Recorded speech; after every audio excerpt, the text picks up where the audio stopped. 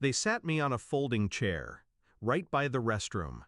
The smell of bleach and cheap air freshener leaked from the door behind me, mixing with perfume and champagne.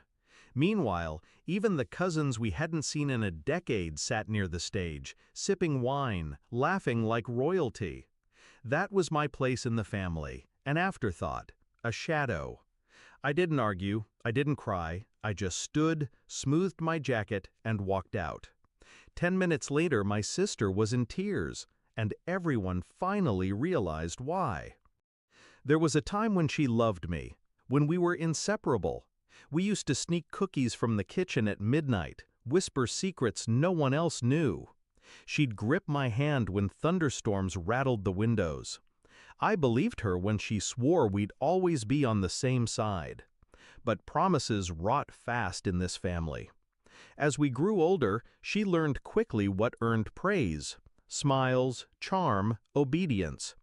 I was the opposite, quiet, stubborn, unwilling to play puppet. Slowly, she became the golden child. I became the cautionary tale. Still, when she called me months ago, begging me to stand by her on her big day, I said yes. Foolish, hopeful. I thought maybe she meant it. It wasn't just the chair. It was the look in her eyes when I arrived. Relief, not joy. Like ticking a box. It was the way her new in-laws whispered about me, clearly fed stories by her. It was the seating chart, handwritten by her, and my name scratched at the bottom, next to the bathroom. Humiliation disguised as hospitality.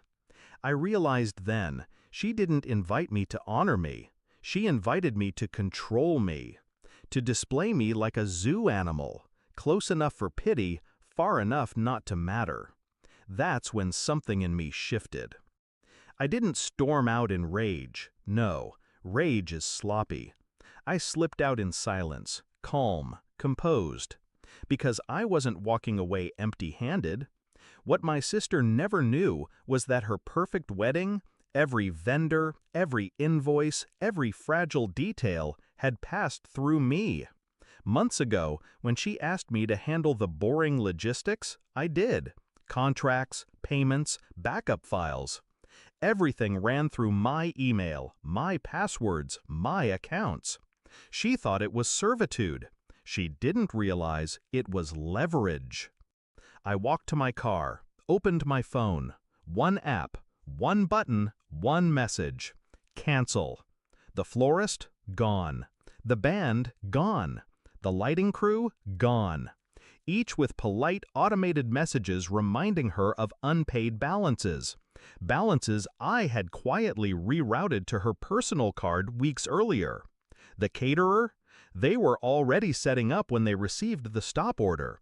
They packed their dishes and drove off.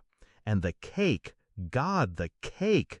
A towering 5-tier monument of sugar. Hours before delivery, I instructed them to hold it until final payment cleared. It never would. By the time I slipped back into the hall, the ripple had started. I returned to find whispers replacing laughter, plates half empty, wine glasses clinking nervously, the music faltering. Then, her scream. She stood in the center of the hall, veil trembling, mascara streaking. The caterer left. The flowers aren't coming. The cake! Where's the cake? Eyes turned. Guests murmured. Some pitied her, others smirked, enjoying the spectacle. And then she saw me. I sat calmly in the same folding chair by the restroom, hands folded, expression neutral. She staggered toward me, voice cracking. "What did you do?" I tilted my head. "I did exactly what you asked. I handled the logistics." It took a moment for her to understand, for the realization to bloom across her face. Then her mouth fell open, eyes wide, like she was staring at a stranger.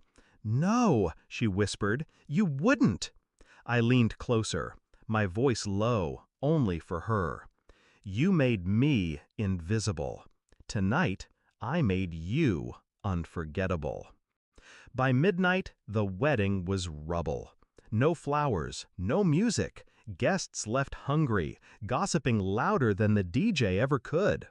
Her perfect fairy tale ended in whispers and pity.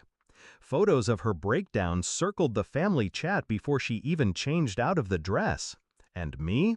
I drove home in silence, windows down, air cold and clean. For the first time, I didn't feel small, or forgotten, or pushed aside. I felt seen. Because humiliation cuts both ways. And when they sat me in that folding chair by the restroom, they gave me permission. I didn't ruin her wedding. I corrected the seating chart. And this time, everyone finally noticed where I belonged.